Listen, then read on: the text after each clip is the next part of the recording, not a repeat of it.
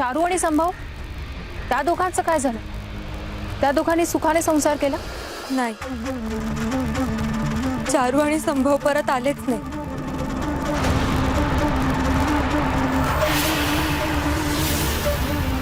गावाहून परत येत असताना त्यांचा रेल्वेला ऍक्सिडेंट झाला आणि त्यातच ते गेले.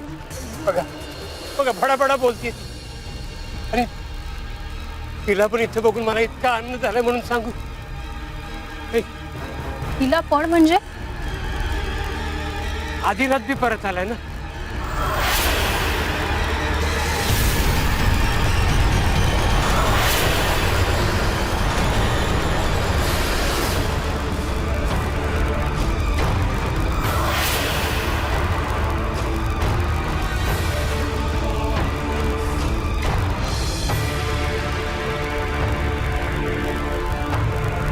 चारू